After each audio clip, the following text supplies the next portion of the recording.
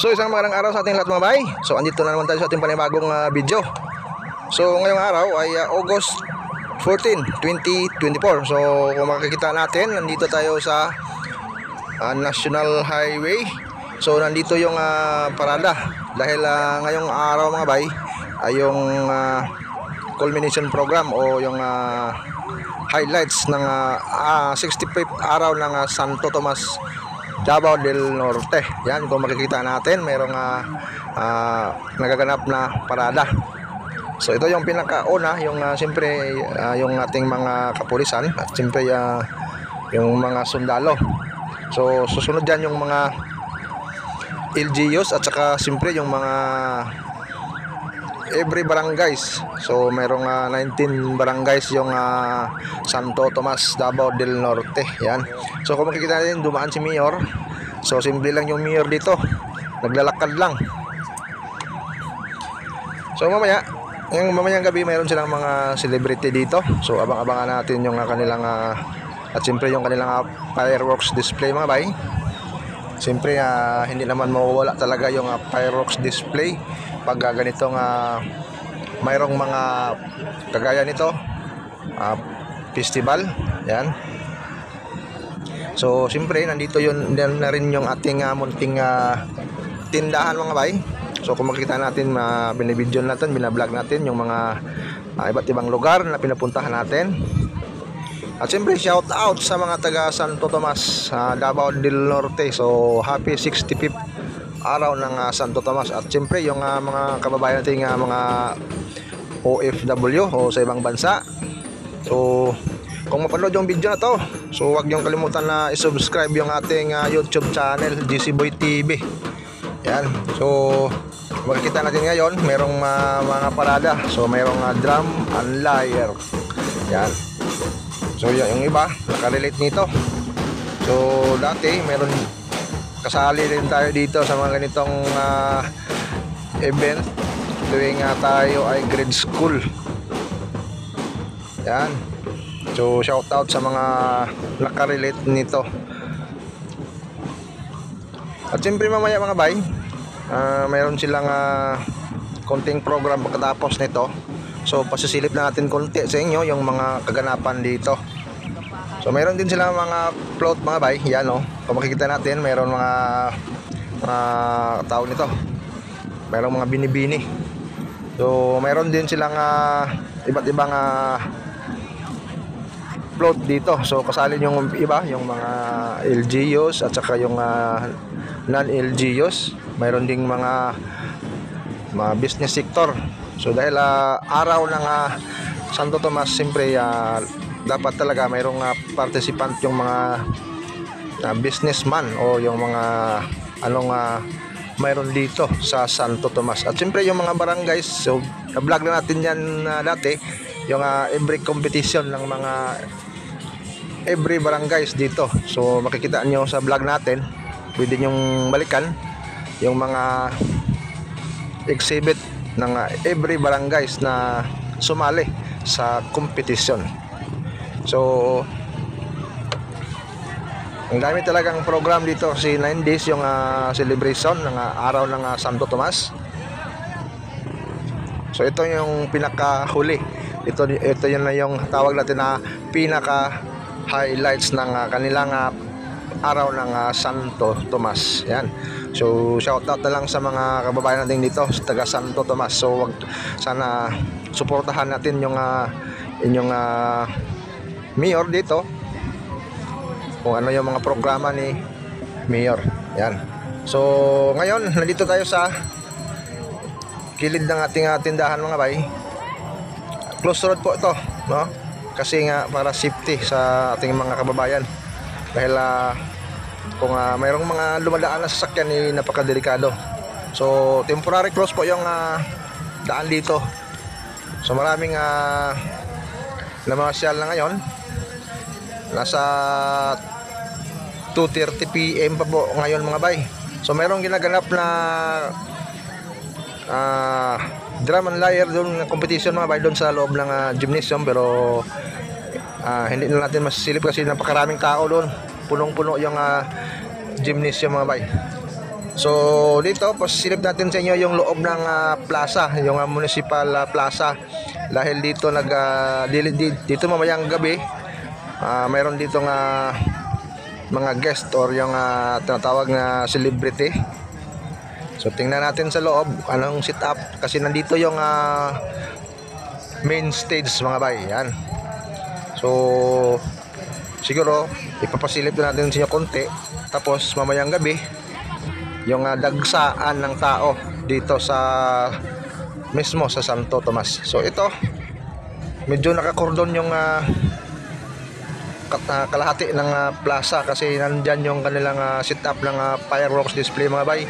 So mamayang gabi abang-abangan natin siguro mga 7 to or 8. Yan. Maglalakad-lakad muna tayo dito mga bay, papunta doon sa stage mismo. At siyempre sa gilid ng kanilang municipal hall. So yan, tingnan natin mamaya mga bay.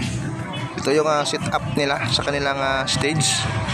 So preparation po yan para mamayang gabi para sa kanilang yung live band na celebrity from General Santos City. So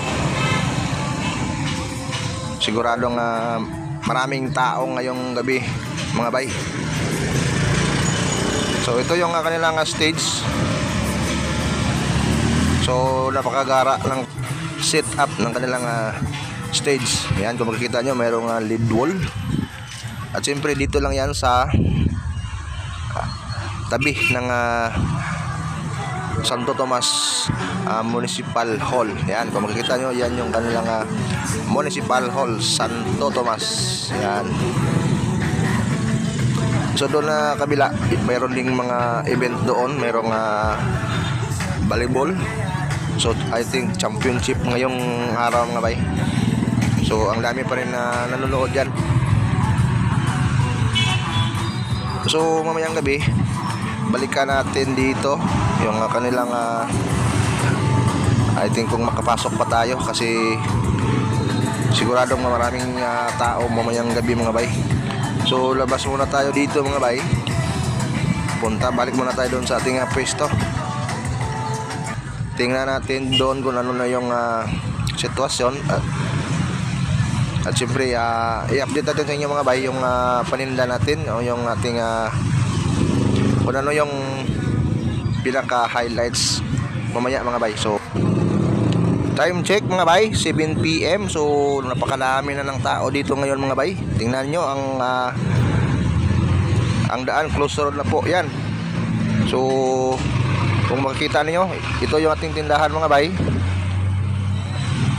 Grabing tao mga bay, hindi natin makaya yan. So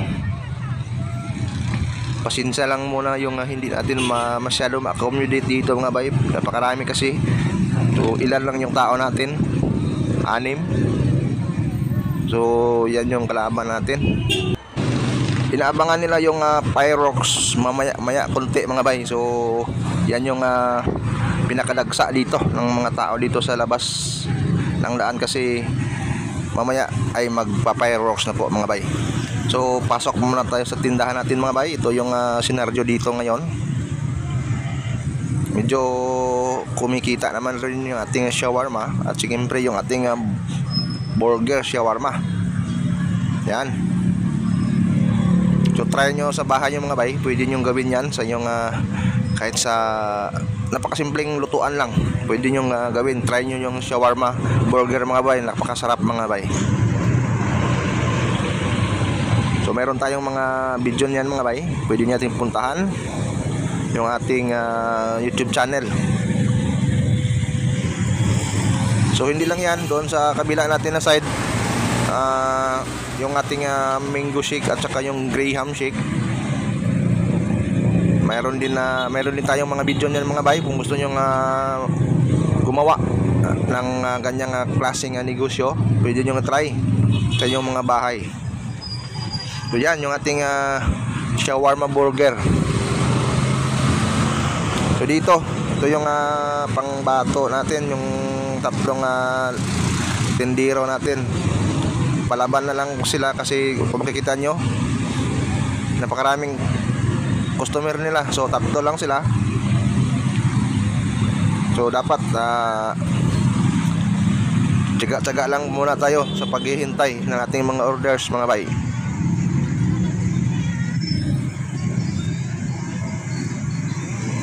So shout out nga pala sa mga taga Santo Tomas. Happy 65th araw ng Santo Tomas. So sana huwag yung kalimutan na mag-subscribe sa ating YouTube channel kapag nakita nyo mga video natin mga bay. Dahil marami kayong makukuhang aral o makakuhang idea dito sa ating ginagawang content sa ating business. So marami pa tayong mga lugar na pupuntahan mga bay. Abang-abangan natin yung next video natin, Tuna Festival sa General Santos City ngayong September. So abang-abangan din natin yan dahil papakita natin sa inyo mga bay yung mga kaganapan din doon sa gaganapin Tuna Festival ngayong September 5, pero siguro August 16 o 20 nandun na tayo, sit up na tayo doon mga bay. So ito na mga bay, malapit na yung fireworks dito. So abang-abangan na lang natin. So siguro dito na lang muna yung video natin mga bay. Abang-abangan nyo na lang ang ating fireworks. At siyempre huwag nyo kalimutan mag-subscribe sa ating YouTube channel, so, GC Boy TV. So sa muli, ito naman yung TV guy, nagsasabi na naman, God love you so much. Babu!